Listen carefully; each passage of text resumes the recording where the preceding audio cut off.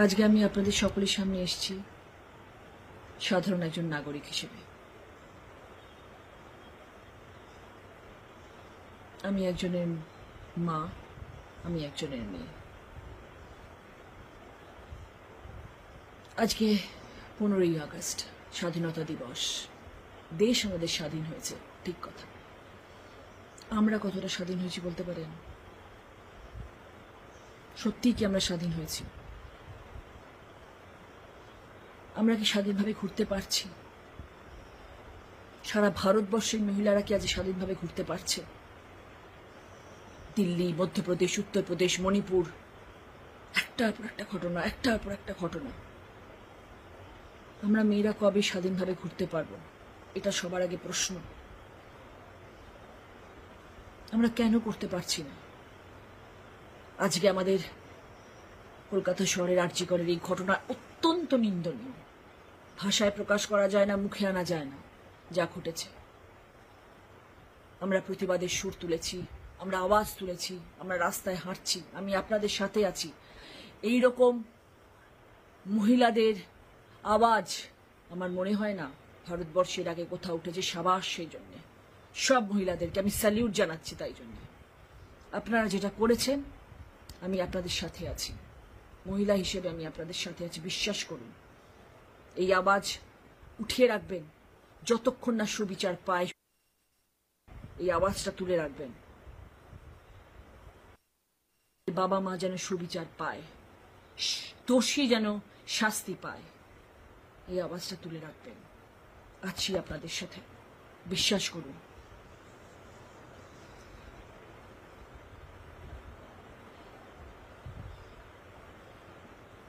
দিনের শেষে যখন রাত করে ফিরি, কাজ করে ফিরি, তখন গাড়ি করে ফিরি, কিন্তু সব মানুষ গাড়ি পান না। অনেক মানুষ, অনেক মেয়ে রাস্তা দিয়ে হেঁটে ফেরে, কেউ বাসে ফেরে, ঝুলতে ঝুলতে ফেরে, কেউ শাটল ট্যাক্সি করে ফেরে, কেউ অটো করে ফেরে, অনেকে অনেক কষ্ট করে ফেরে। তারা যখন ফেরে, আমার শুধু মনে হচ্ছে, ঠিক আছে, তাদের হয়তো এখন মনে হচ্ছে যে আমি বাড়িতে ঠিক করে পৌঁছবো তো, আমি বাড়িতে ঠিক করে পৌঁছতে পারবো তো। কেন হবে বলুন তো? এটা কেন হবে?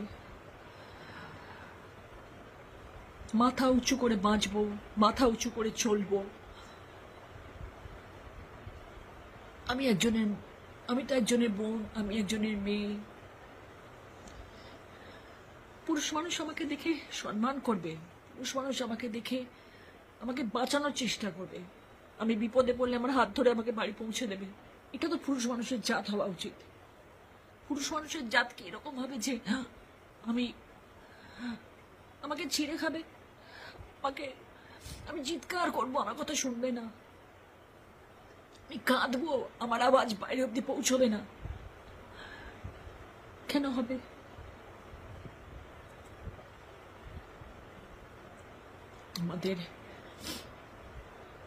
আমাদের একটা কঠিন স্টেপ নিতে হবে। কঠিন স্টেপ কেমন? বিচার ব্যবস্থা এমন হতে হবে,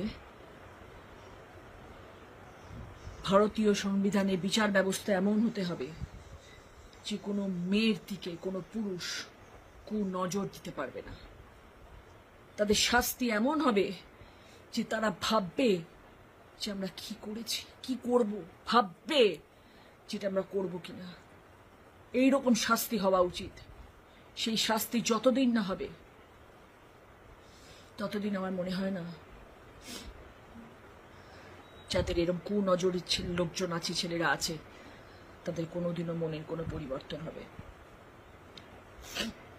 ভেরি সরি, মানে আমি ভেবেছিলাম আমি অনেক কথা বলবো, কিন্তু আমি পারলাম না বলতে। Sorry for that. কিন্তু আমি আপনাদের সাথে একমত।